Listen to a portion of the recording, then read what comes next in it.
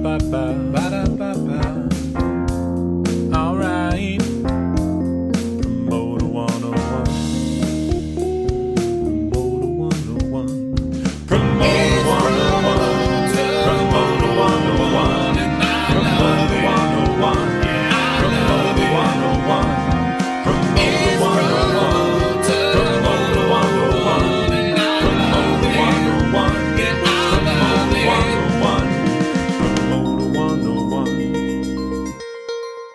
My name is David Klein. I'm Justin Bieber's tour manager, and I'm on Promoter 101. It's the Promoter 101 podcast. I'm Dan Steinberg of Emporium Presents, and hanging out via Zoom, my good friend from Works Entertainment, Mr. W. Luke Pierce. Wonderful to be here, and happy Memorial Day weekend to all of our listeners out there. We hope that you enjoyed some socially distant barbecue, some time in the sun, maybe a round of golf. Welcome back to this podcast. We are happy to be zooming in for episode 214 of Promoter 101. We've got the quarantine sessions continuing, and Dan leading yet another cyber roundtable. A great panel this week, including CAA's Brian Hill, Access Ticketing's Greg Schmale, the tour manager to the stars, Mr. David Klein, Pabst Theater's Gary Witt, and Rival Entertainment's Lucy Lawler-Freas coming in for a great sit-down later on this podcast.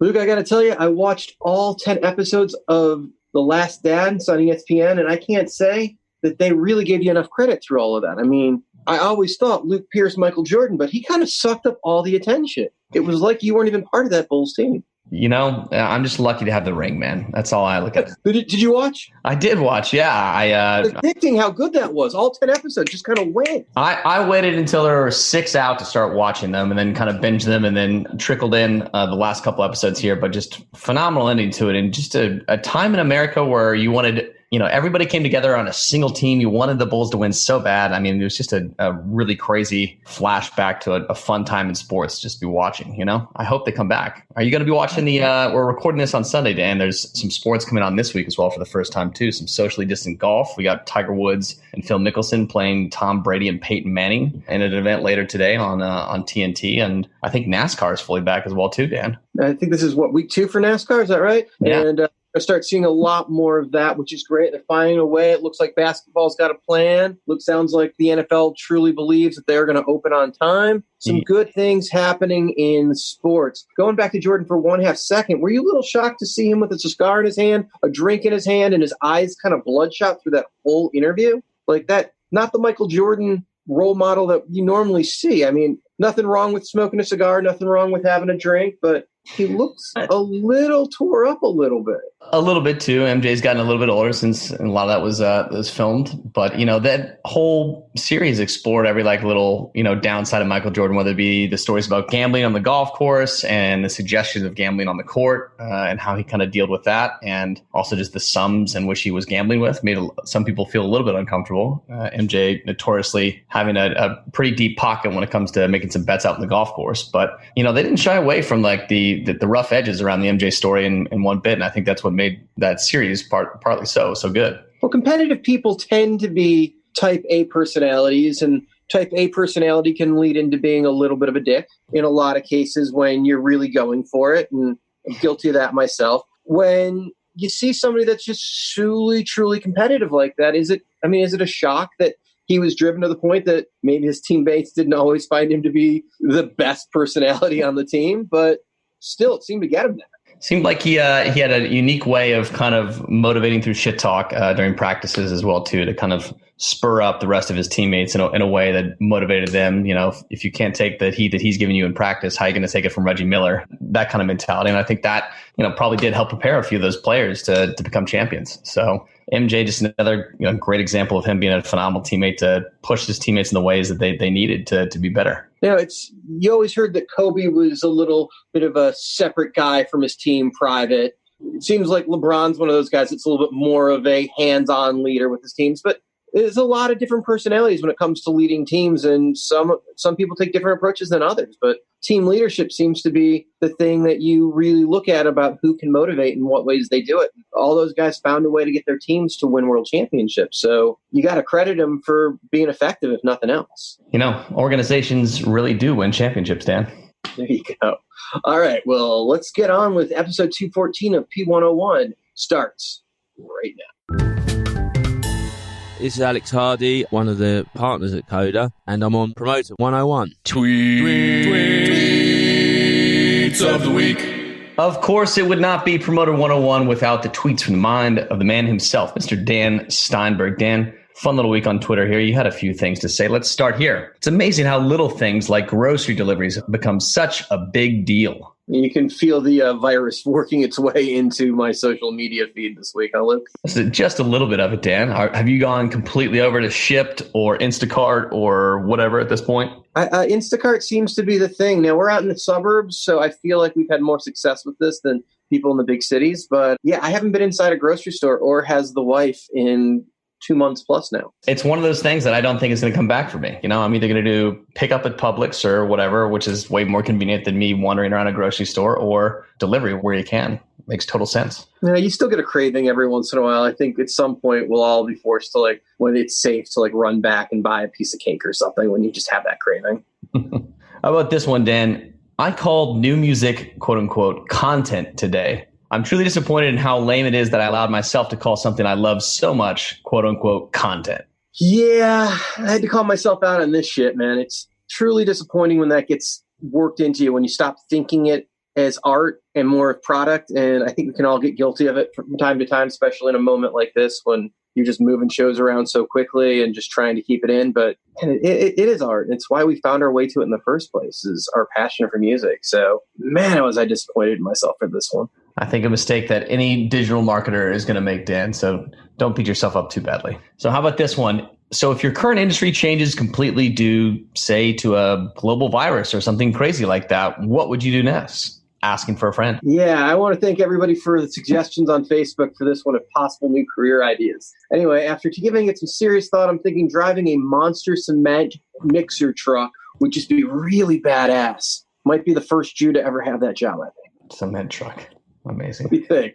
What's funny is I actually got a call from one of the industry publications, one of the trades, asking if I was actually leaving the industry. And I was just like, really? Do you see this kid driving a dump truck? I can't even drive a stick, let alone a truck. Come on. With the state of the world economy and health issues, do you think we could all try a little harder to be kind to one another right now? Seems like we could all just lighten up on each other just a tad right now. Just a tad. Dan, this is a point of order here, I think, for a lot of the industry, but does the week end on Friday at end of business, or is it end of Sunday evening for you? I mean, personally, for me, I think the week starts on Monday morning and ends with John Oliver on Sunday night on HBO. I mean, that's kind of how it works. When John Oliver reports on the past week on Sunday night, that's when the week ends. That's where the tape gets cut, as far as I'm concerned. It's last week tonight, so everything before that is last week. Yeah, that makes sense. Make sure you keep up with Dan on Twitter, as always. There's been some really great conversations happening online with a lot of our friends, a lot of listeners to this podcast. Hit him up. He's at The Jew on Twitter. Hey, it's Gary Witt from the Pabst Theater Group on Promoter 101. All right, summer is right around the corner, Dan, and we are seeing more and more states continue to open their businesses and their economies. And so you put together a great podcast of some amazing industry names and roles to talk about the gradual reopening of the U.S. economy, the North American touring market, and the problems that it's going to present. So welcoming now to the podcast, tour manager to the stars to Justin Bieber, Mr. David Klein. From Pabst Theaters and from the National Independent Venue Association, Gary Witt. From Atlanta and Rival Entertainment's Lucy Lawler-Freas. CAA's Brian Hill, and Access Events, Greg Schmale onto the podcast. We've got an amazing session today with some of my favorite industry folks from CAA Nashville, one of the more talented agents in the business, really because he just tells it like it is. Brian Hill. And drinking what cocktail today, Brian? I'm drinking Calhoun's Rye Whiskey. It's from Charleston, South Carolina, where none of the great whiskeys are made, and a little ginger ale on top. Following our way from Nashville down to Atlanta, independent promoter from Rival and the Fox in Atlanta, Lucy Lawler-Freas. Welcome to the podcast. And are you drinking tonight? Of course I'm drinking. I'm having a nice glass of Cabernet. Thanks. Popping all the way over to the home of Happy Days in Milwaukee, Gary Witt from the Pabst Theater Group. Gary, what are you drinking? The Macallan. All right, a little Macallan. Mr. Klein, are we drinking this evening? I am. My wife opened a nice French champagne, so I'm helping her with that. Tour manager to the stars, David Klein. And from Access Ticketing, also in LA, Greg Schmale. How you doing, Greg? I'm doing wonderful, Dan. I've got my nice Pinot Noir here and happy to be joining all you guys today. You all know the rules. Anything goes. Let's talk about how fucked up the world currently is.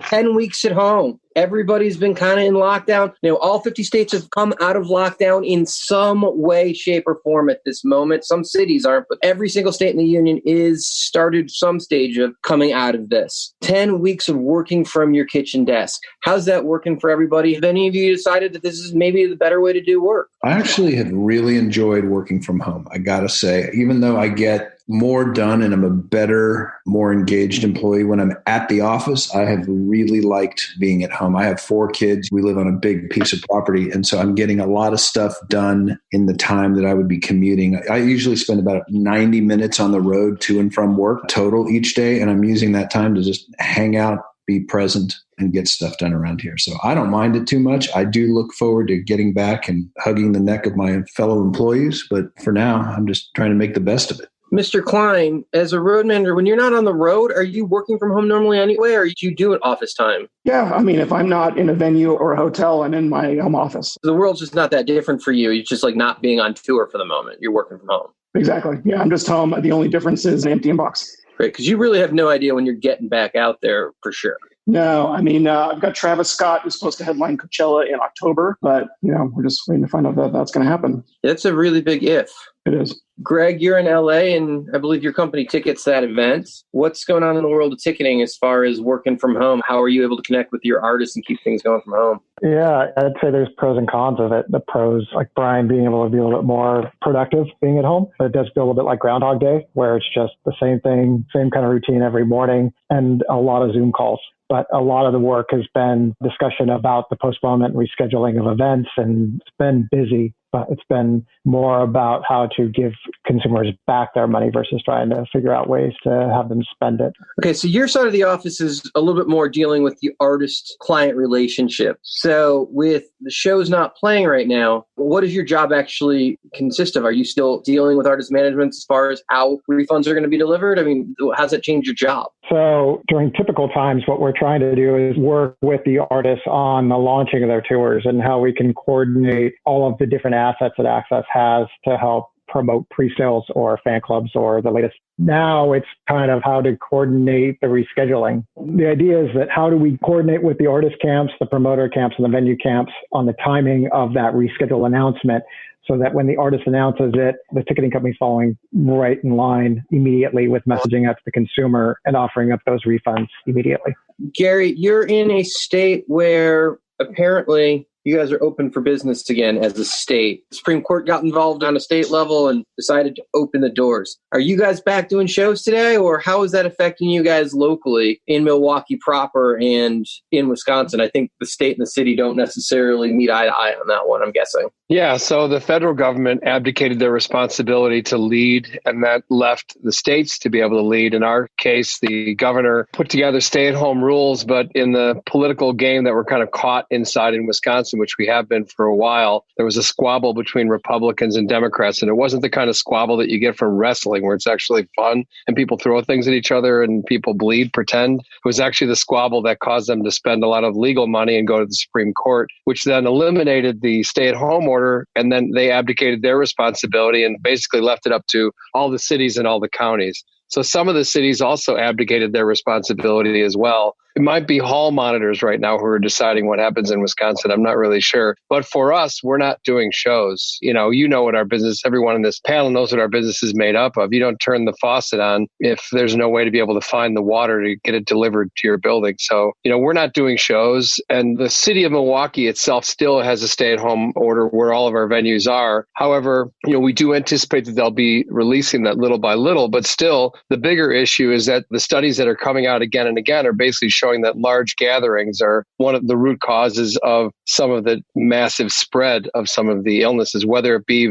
large block parties, whether it be in New Orleans before they ended up canceling some of the events there. I think personally, we're a long way from being able to host and do shows, but that doesn't stop us from being creative. We have to find ways. We began in this business as innovators and creators, and we have to find new ways to do things. So we're trying to find any way possible to stay in business, because look, the stay-at-home thing for me is incredibly stressful. I've got a huge staff that we pay. We were strong enough cash-wise to be able to continue to keep our full-time staff on, but we've recently had to furlough a segment of our full-time staff because we can't keep this up, forever at this point in time. So stay-at-home for me is incredibly stressful, because every day stay-at-home might be nicknamed staying alive, because we're trying to figure out ways to stay alive, because we're very, very likely going to be the last thing that's open in the business. Let's stick with that for a second. You're a member of the board of NEVA, right? So big week. We talked about on the podcast this week. Some of the other members were on. The legislative push right now, the lobbying's happened. Can you give us a little update what's going on with that? Yeah, so our industry and independent venues, this is really the little engine that could, because we started on Easter weekend putting together our website and building our first email and sending it out. Independent Venue Week, where we had 138 venues, and now we're up over 1,800 venues. We've been able to acquire funding from various groups to be able to hire a bone-crushing lobbying firm. We knew we couldn't hire somebody that would be chipping away at this little by little, because you have a very short window of time to be able to attack what needs to be done at Congress and get them to be made aware of us, because, restaurant groups, theater groups, other businesses have a high level of visibility because they're there every day in DC. I mean, Live Nation, as an example, is there every day in DC. I have a long time lobbying firm working for them. So we had to make a big impact. And my comparison would be, it's simple for you, is the restaurant industry, when they sent out their note to be able to have people respond and send messages to Congress, were able to accomplish getting 80,000 people in 5 days to respond to Congress, which was huge, and it made a massive impact. But what I'm so proud of our industry and how we are so together, and we were so kind of unknown, we had 500,000 people respond and send messages to their senators and their congressmen, basically telling them that, look, this is a lifeblood for every city in America. And, the attention that's been paid is that we're more than ticket sellers. We're more than host shows. We're the people who actually give life to the cities around us. Studies have shown that for $1 of ticket that we sell, it generates $12 of revenue in every city in America. In the city of Milwaukee, I generate north of $250 million in revenue for hotels, bars, coffee shops, et cetera. And they don't want to open up if we're not going to open up, because we're the ones that are going to put bodies in their location. There have been 4 different senators who put together bills. And at this point in time, we have one bill that's out that is seeking to be signed by as many congressmen and senators. And I'm super psyched to say that at this point in time, 38 senators have actually signed on to this bill. And that's a combination of Republicans and Democrats. So look what happened. DC got involved with a bunch of promoters and marketers, and look at what we do every single day for a living. We're made to start with sometimes very little, and overnight we have to deliver it. And I'm super proud of our industry, because it's really shown up for itself in DC, and it's one way or another, we're going to make a small impact in how this bill gets written. And it's important because we have one shot.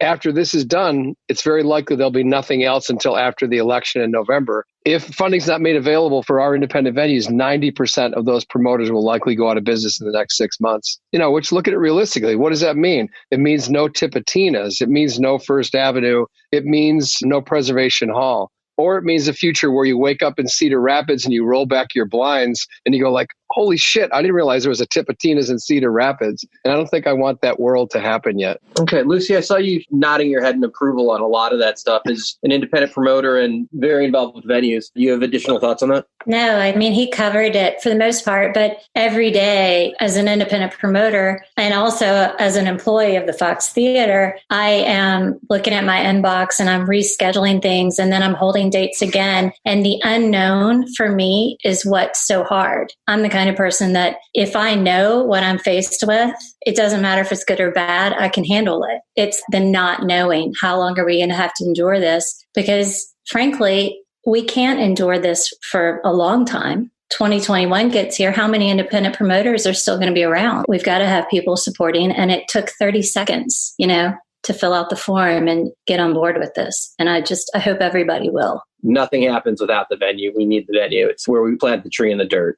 A big move right now is the creative content space. Everybody's talking about streaming. I think everybody's doing a really shitty job of streaming, but everybody's talking about doing it. We saw the announcement this week. Dropkick Murphys and Springsteen are going to play the stadium in Boston. I don't think it gets much cooler than that. There's a band that knows how to do it right. I think that's going to be the new bar of how can you play a cool venue and do it right without fans. We're going to see more of that. And we're seeing the drive-in concert concept brought up over and over again. Brian, I know CAA has a million clients, so you guys have got to be talking about this over there. Does this financially pencil out for you guys in any way, or is this just a promo play right now? I think overall it's a promo play, but the real thing is that it gives artists an outlet. It keeps that creative mind that is not used to sitting still or being idle. It gives them something to do. Has everybody heard of that concerts in the car thing that 888 Management came up with in Texas? So that thing is kind of like the first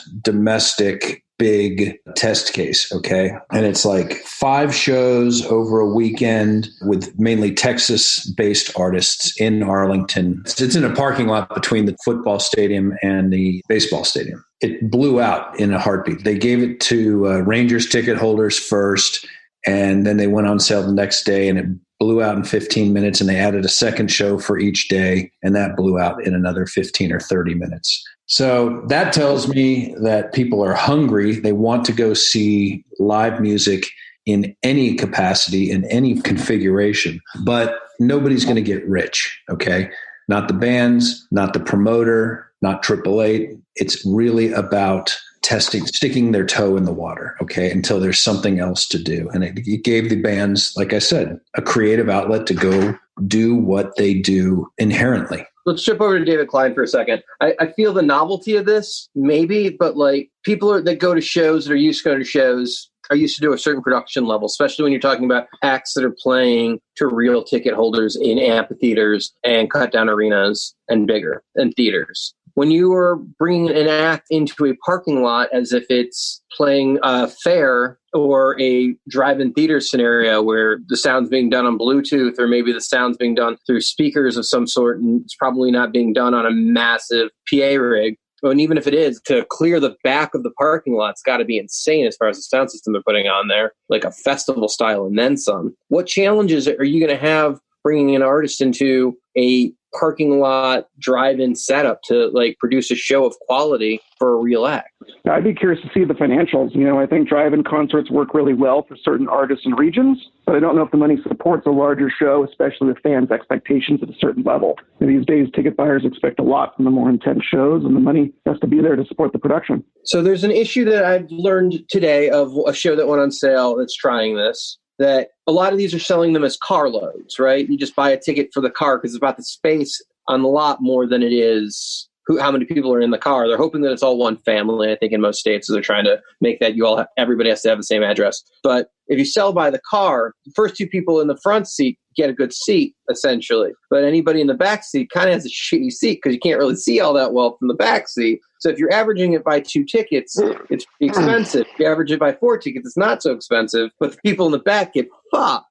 Well, Dan, apparently you've never been to a drive-in movie before. Didn't you spend your teen years necking in the back seat? But it's not just about who has the best seat or the best view. It's about the camaraderie of everybody being back together, whether it's only in your car with your people, or if it's in a group looking to your left, right, front, and back at other people in their cars, honking horns, flashing lights. I think it's more than just who can be the closest, who has the best view. I think it's about being together and getting the fuck out of the house. The best view is overrated anyway, even in the live concert world. I mean, I think the reality is that most people go to a show, sometimes they're paying more attention to the experience that they're having themselves, reliving that moment of actually the song that they love, seeing it played live, which reminisces back to a time when life was simpler or better for them. And you're right, it's definitely the experience. And in this case, by the way, if you take away something from somebody, whatever it is that they really want to have is worth that much more, than it would be if they're getting it on a regular basis. My daughter does hair color in Chicago. And people take for granted, it's like every 30 days they're getting their hair done, like, whatever, I'm getting my hair done. Now she's getting people who are bribing her to go to their garage. They'll close the windows off. They won't tell anyone, and they'll wear a mask, and they'll pay her $500 to color their hair. So all of a sudden, it's what it comes down to is it's the, the fact that it's something that's not available. It's like an airplane seat. An airline seat gets more expensive when there are fewer seats that are available. I think the real issue is, how do you pass the joint from car to car? That is the concert problem that we have here. And the economics. I can't make sense of the business model. Well, let's be clear first when you're talking about the Texas shows. Eli Young, Whiskey Myers, Pat Green, Josh Abbott Band are all acts in Texas that are worth arena and stadium tickets. Yeah. Outside of Texas and Oklahoma, they're not on the same level. So I want people to understand, when you're saying that they're selling out the parking lot, had to roll a second show, it's in a market where those acts are so strong already. You're right. I don't want people to hear it, then somebody put a show on sale with any band and think they're going to have the same luck, because in particular, those acts that 888 put up, they put them up right into the zone where they are the strongest. So obviously it's working and there's a demand for it, but it's like doing Springsteen in Jersey. It's going to work. Right. It's a given. But again, it doesn't matter to me. I think the overarching takeaway is that people want to see and hear live music.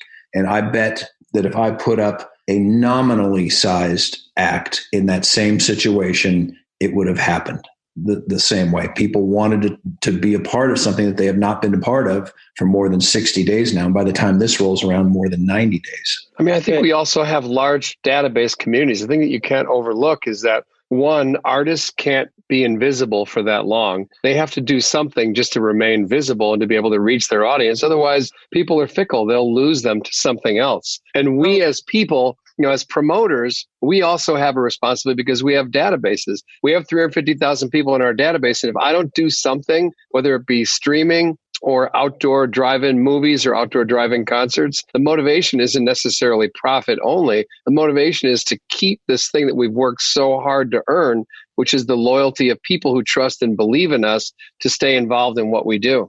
I would argue that acts going away for a while, being off cycle, usually make them bigger. Absence makes the heart grow fonder. When Metallica goes away for 2.5 years and comes back, they're always fucking bigger. It's not the worst thing in the world when an act goes away for a little while. How's it done for Willie Nelson, Brian? I think he's been on the road again for many, many years. Yeah. Well, yeah. I mean, it's like, that's a slam dunk if there ever was one. But I get what Dan is saying. Dan and I have a lot of examples of this in our professional lives. And when you stay away, you come back stronger. No, or the absence of yes, is the strongest way to get people to do something, period.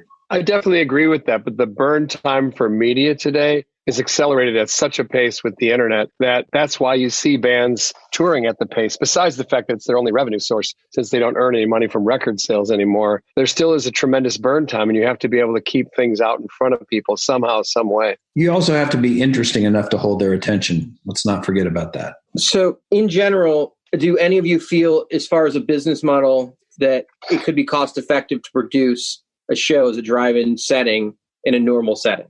That's the problem for me. I'm not looking to get rich on it at all, but it has to be able to pay to produce itself. For me, short of a band playing on a flatbed truck with PA on sticks, I mean, I don't see the economics working. Like I said at the beginning, this one and all of these are typically publicity stunts. The burn time on these things is going to be quick. People are going to go once. Maybe they're going to go a second time if it's somebody else that they really love. And by the time a third option to come around and go see this happens, we're probably all beyond this and are back in the clubs, theaters, and arenas. I don't think we do it. I don't think it's necessarily something that we do to say it has long-term potential. I mean, I think there is a chance that we're doing drive-in concerts 2 years from now still, and we're doing drive-in movies, but they'll have less of a value. But I think the reality is, it's like we're in this industry, it's like we were in a tremendous car accident and we're paralyzed, and we have to learn how to talk again, crawl again, walk again, and run again. And all those phases are involved in whether it's streaming shows, outdoor drive-in movies, or outdoor drive-in shows. They're all about that progression of doing something to not be a dead business and not to go away, but to try to keep ourselves together. Hey, not just for us. Think about it for the agencies. I mean, what kind of a situation are they in currently? I mean, that can't be ignored, that there's a food chain that exists in our business where it's difficult. I mean, CA and Brian, that's a tremendously strong organization, and they've done great things to be able to produce a scenario where they could stand up in this situation. But everybody else, as we know, has not necessarily been able to maintain that same status. I actually heard CA is thinking about changing their name to BAA out of respect for Brian in the coming weeks. Oh, look at that. So you're Eli Young's agent. They're one of the acts they're playing in the drive-in setting. Yeah. They're a great live band. They bring it live. If you've never seen them and you go see their show, you catch them at a fair or something, you catch them opening for one of the bigger acts, you were going to leave as a fan of that band. They're so good live. Yeah. Do you worry about them playing in a drive-in scenario where you can't really control production or the sound quality, and maybe people think maybe they're not so good live anymore, even though it has nothing to do with their quality of their normal show? It's just under the production of trying to create something new. Well, so this pings off what Lucy was saying earlier a little bit. On those shows, people are playing acoustic, and they're not going to try to sonically reach the last car in the parking lot. They're going to broadcast it either through a Bluetooth signal or an FM signal. I think it's FM in this case, and give people what they can that way. Again, it is not to perfectly replicate the live concert experience. It's really about giving people a taste, letting them taste what they miss, even if it's imperfect. Okay. And I'm not saying it's imperfect or perfect. We don't know yet, just like we don't know anything about the future at this point more than ever. It's an experiment. It's publicity. It's something to just feed the fans something, and selfishly, again, feed the bands. I don't think people are going to look that deep into it, honestly. I think people are going to be stoked that they're there.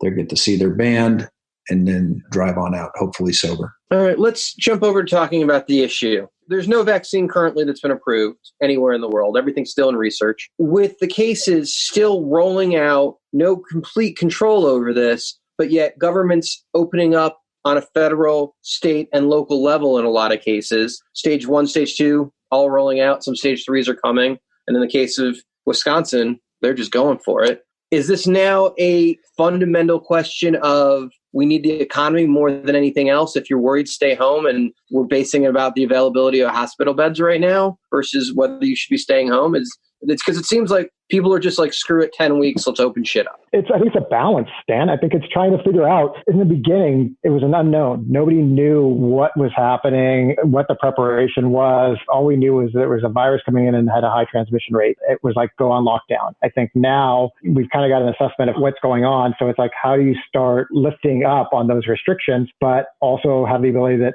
hey, if you see things happening that are going in a negative way, you could quickly start to put more restrictions on it. Hopefully not.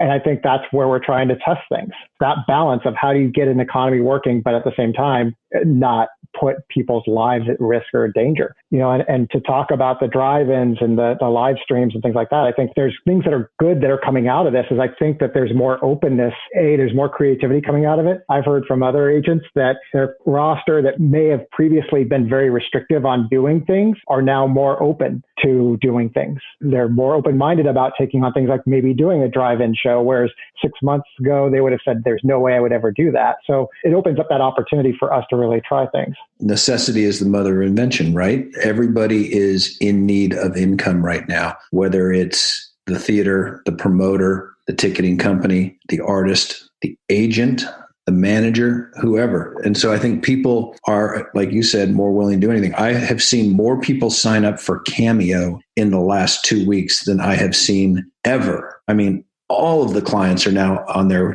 wanting $20 to $100 to say happy birthday to somebody. So there's one example. I know of people that are like, bring me anything, bring me something right now, please. And we're just trying to come up with ideas to satisfy that. But to your point, yes, people are more willing to try anything. Kind of like Dan when you were in college. Remember how you were just, sexually free like that, Dan?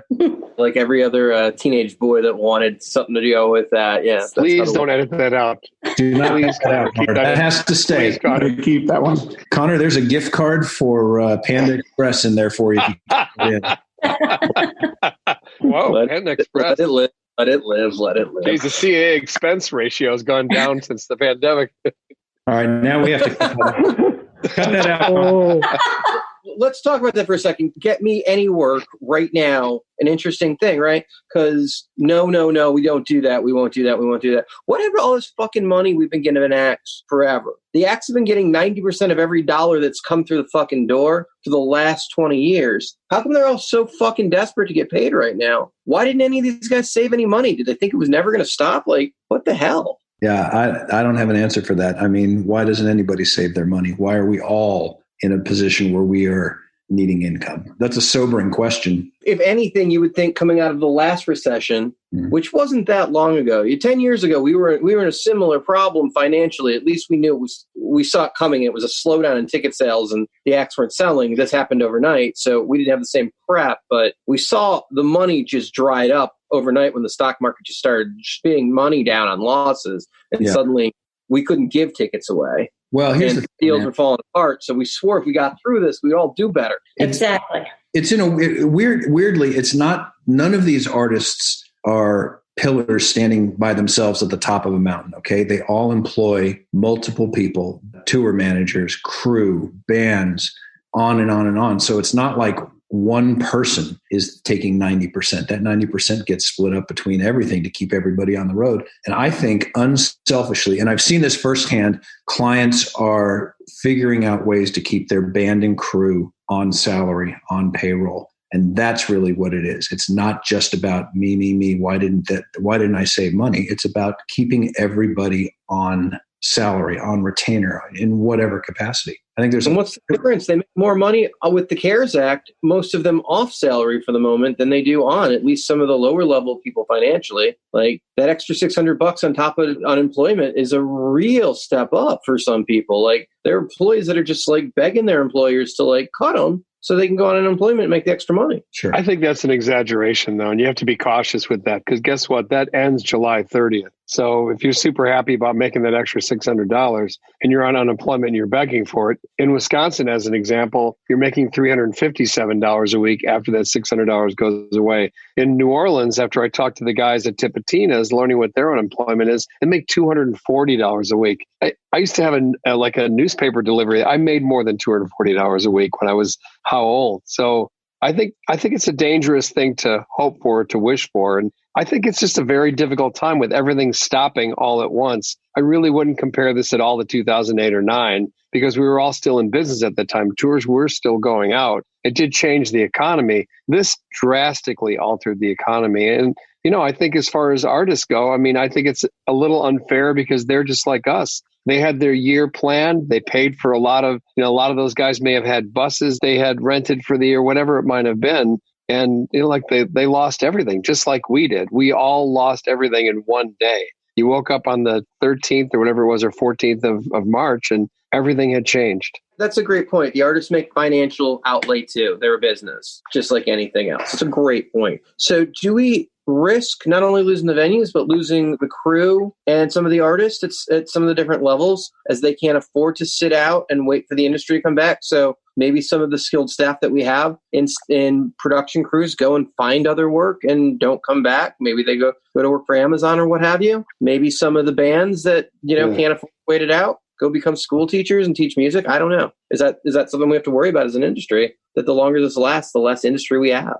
Dave, are you worried about that with any of your crew? A bit, yeah. It's a problem that a lot of industries are facing, from hotels to restaurants to touring. Our crew and our staffs help drive business, right? Making shows happen. So it's a concern for sure. Okay. I think we could have the same problem with ushers in the venues, and it's even people answering the phone at ticket centers for ticketing companies.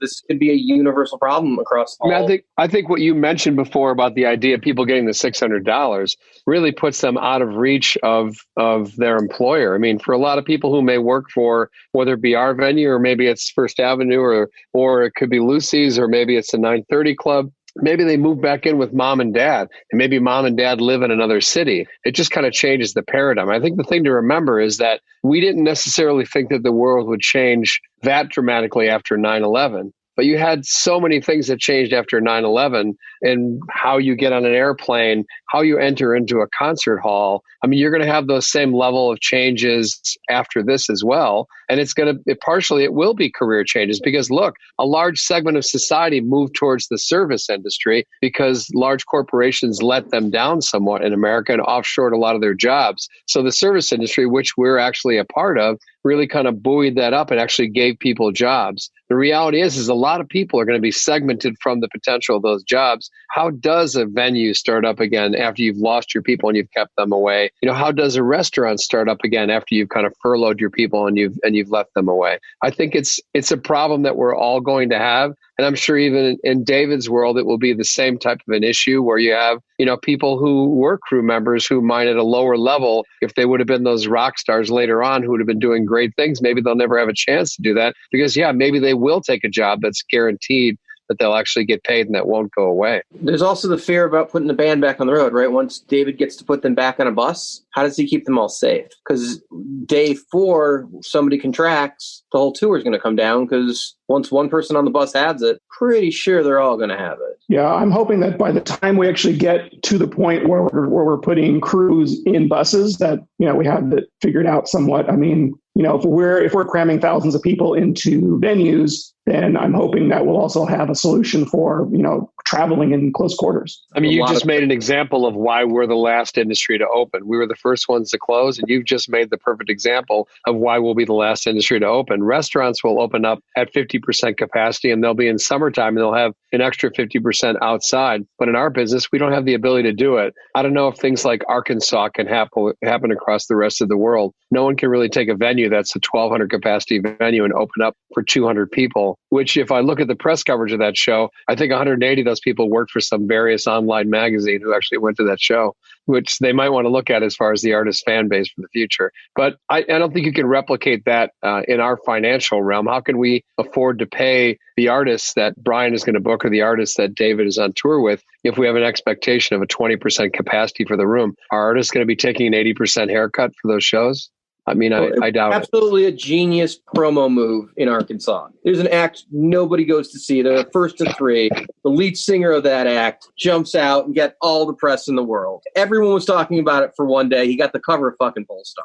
If you'd have had a Corona on stage, it would have been like the epitome of it. But look, the reality is he did us, but they did us, and he did us a disservice as independent venues, because all I need are congressmen and senators to pick up the Washington Post or the New York Times and say, don't worry about it. The concert business is okay. They're back in business again. And look, we're not, because most people today are headline readers. And if you looked at the headlines of that show in many of the newspapers, it basically says that we're okay. And we are so fucking not okay. We're in a life or death situation where many of us aren't going to be around next year to be able to do this. And we have to be able to count on our federal government to be able to deliver us a stimulus package that actually impacts us in a positive way. I just want to add to Gary's point, like coming back up, we're going to be the last to come up. But then on top of that, there's the timing. From a ticketing perspective, we're preparing that we're probably going to be starting to sell those tickets 6 to 12 weeks out. So we're going to be on the early part of that. But it's going to be difficult because you've got to wait to try to sell those tickets. And you're looking at another 3-6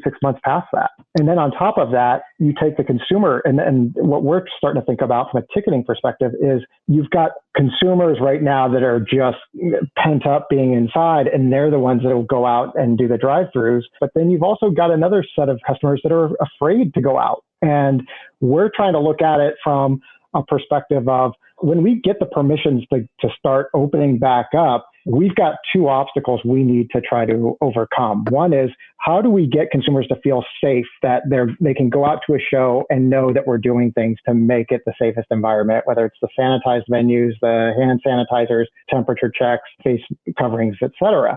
But then on top of that, if we can conquer that obstacle, we also have the obstacle of whether consumers are going to have the cash. Because at a point when we are opened up, do people have disposable income that they want to go to a show, but they just can't afford it because the economy's been shut down for so long? So there's a lot of challenges on the venue side side, or just the live entertainment industry side, because we're going to be so prolonged in this that even when we do come back up, we've got multiple challenges to address that other industries don't.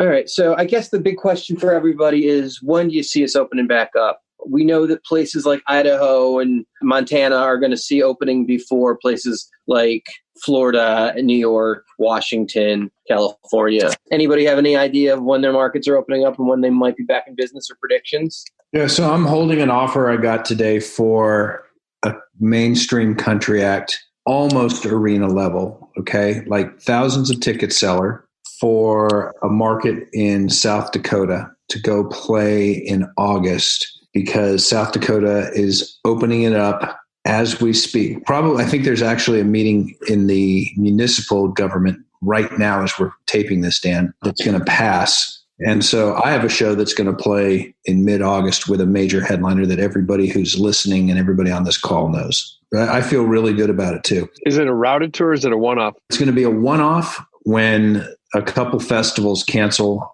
on either side of it, but they'll bus it. I think states like, look, South Dakota with, what do they have, 46 total deaths in South Dakota?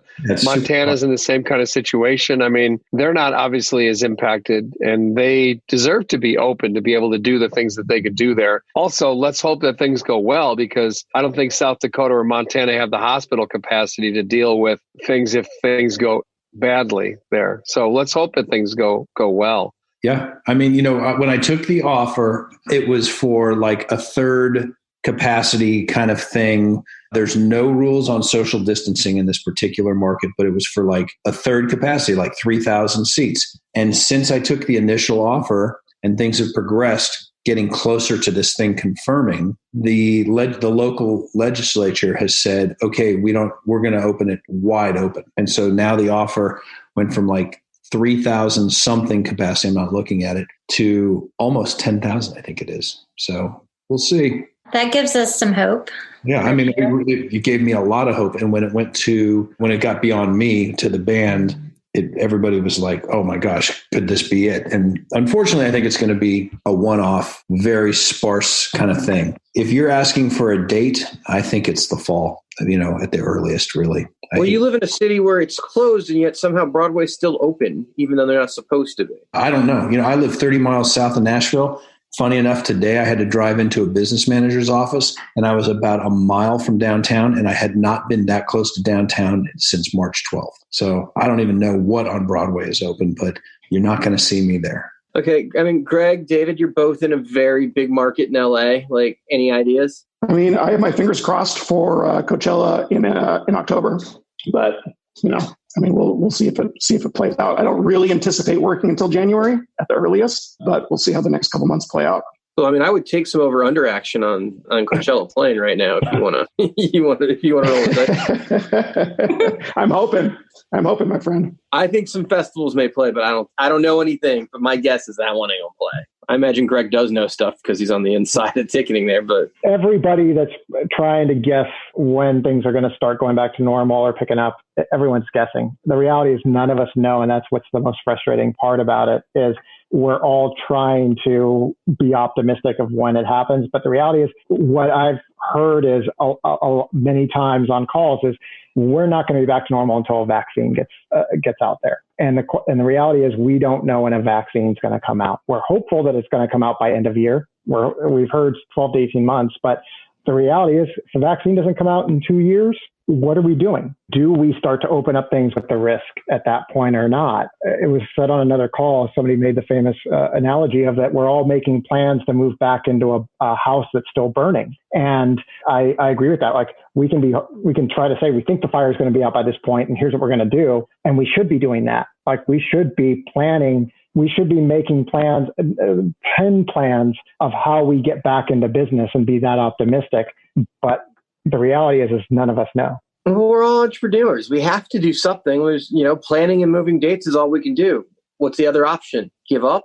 That's all we got. No. I'm personally thinking 2021 is when we start to see things coming back? Everything that I've had scheduled for the fall, whether it's my 1,000-seat venue or the Fox, it's 4,600, everything that was booked, confirmed, whether it was on sale or not, has already rescheduled for 2021. You got nothing this year? Like you were clear till December 31st? I mean, I've got stuff that's confirmed, but have already said, here, let's hold these dates in April because... So you got backups. Well, and things that know for sure that they're moving, but haven't announced that yet. Okay. But you're not down for the whole year officially yet. Not officially, but it feels that way. So 2.5 months in, and I'm guessing if I asked everybody, this looked like the biggest year they were going to have in a while. The year was going to be huge, right? Like everybody's shaking their head. Okay. I remember at Thanksgiving, people were like, oh my God, I can't wait till 2019 is over. 2020 is going to be fucking off the chain. And we were right. It is.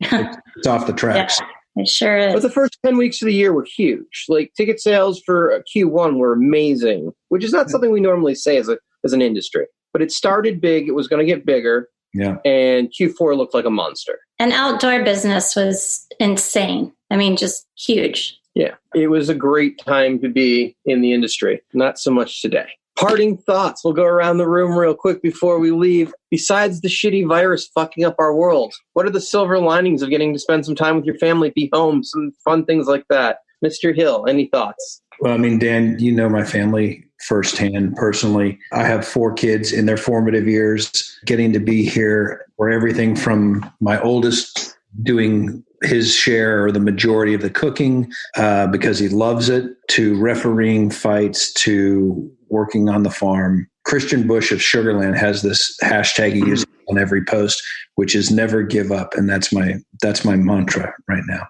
Mr. Klein? Silver lining. I mean, I travel at least 10 months out of the year, and I've been doing that for over 10 years now. So I've had a chance to catch up with family and my wife and spend more time at home than I've spent in 11 years. So that's the silver lining for me.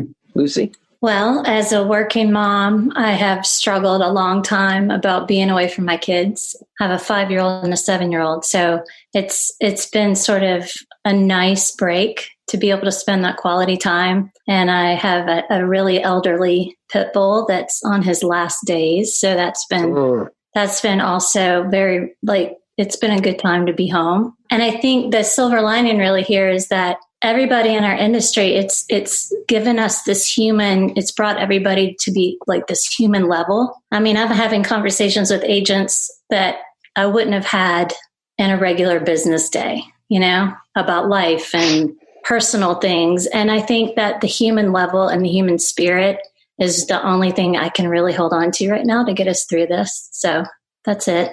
Mr. Jamie Loeb, Greg, parting thoughts. Sorry, I just gave her a look. The silver linings, I'd say, is one is that Promoter 101 came back. Didn't think that would ever happen. It took a freaking pandemic to get the podcast come out of retirement, and being on it and honored to be with all you guys. I think to echo Lucy's sentiment is that it really has brought people together that they're like, I think whereas in the past there might have been this, I don't see the value in what everybody's bringing to the table. And now everybody's kind of more so, and I'm making a very generalized comment but I think now everyone's in this together. And how do we come out of this? We want everybody to succeed, even our competitors, because we know what's at stake is something very sacred, which is live music. Our competitors. All right. Our competitors come out of it too. Gary, parting thoughts. So the work from home thing for me doesn't impact me at all.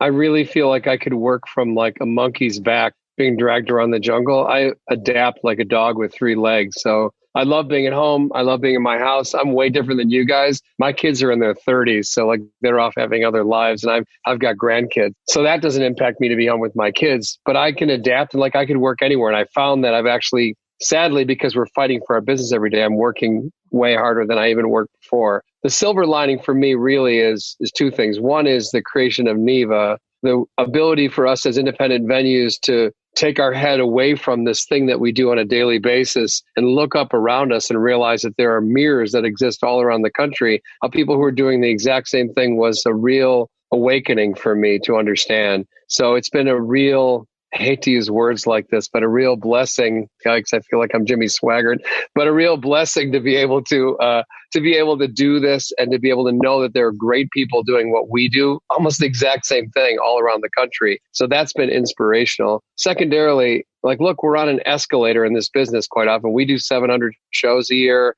You're quite often, you're just like feeding the shark and moving forward. In this situation, we're able to come back and actually reinvent quite a bit of who we are and what we do. And I like that challenge a lot. I like the idea of changing who we are and what we do and making ourselves better. So we're using that time to do that. And I'm hoping that we will benefit from that long term.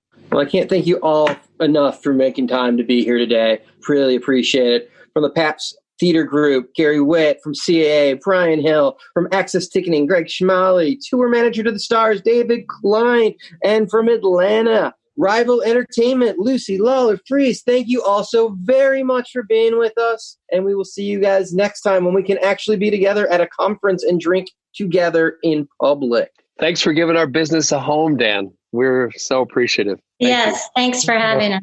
Thank you, Dan. Phenomenal job on the panel, Dan. Really great discussion about all the challenges that are lying ahead, a little bit of realism, a little bit of victory in the Gary Witt and Neva updates. It's fun to hear. This is Brian Hill from CAA in Nashville, and against my mother's wishes, I'm in Dan Steinberg's hotel room doing the Promoter 101 podcast. Quote of the week comes to us from Sean Combs, a.k.a. Diddy, a.k.a. Puffy, a.k.a. Puff Daddy. Straight out of the movie Made, who turned an Easter egg hunt into a butt-fuck-a-thon. True words couldn't be spoken from Diddy, my friend. What do you think, Luke? Man, I got to use that more often. You turned an Easter egg hunt into a butt-fuck-a-thon. Man, Diddy in the house, always a philosopher on the highest level. That's like better than Emerson right there, quite frankly. Feel like fatherly advice coming right through the screen when he says it. Seriously.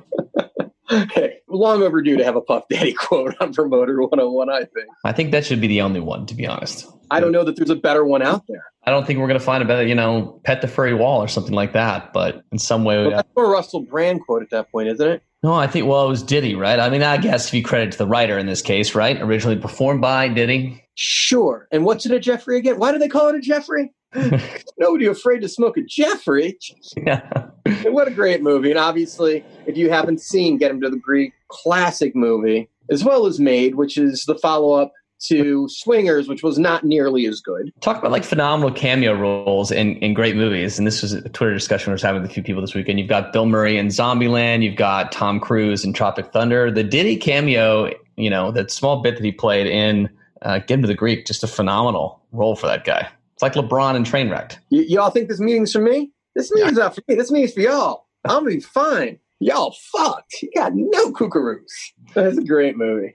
All right. Well, let's just wrap this bad boy up before we talk more about the sequel to Finding Sarah Marshall? Forgetting Sarah Marshall. Forgetting Sarah Marshall. There it is. Yeah. It was a sequel. That was a sequel. Yeah. Lucy Lawler-Freas, Rival Entertainment and the Fox Theater in Atlanta, Georgia, and I'm on Promoter 101. That's it. Episode 214 of Promoter 101 in the books. Thank you all for tuning in. Wishing you all a very happy Memorial Day Monday. Hope you're off to a great short week this week. Thanks to all of our guests tuning in today from CA, Mr. Brian Hill. Always good to have him on the podcast. Our good friend from Access Ticket Events, Greg Schmale. Tour Manager Extraordinaire, Mr. David Klein. Lucy Lawler-Freas from Atlanta and Rival Entertainment and Pabst Theater's Gary Witt. Thank you all for tuning in, for coming on this podcast, dropping a little knowledge on us, and for your time. It was great. We're planning on taking a few weeks off, but until then, we're wishing you a happy and healthy lockdown and wishing that we all get back to sold-out shows in the weeks to come. Cheers, and call your mother. This is Greg Schmale from Access Ticketing, and you're listening to Promoter 101.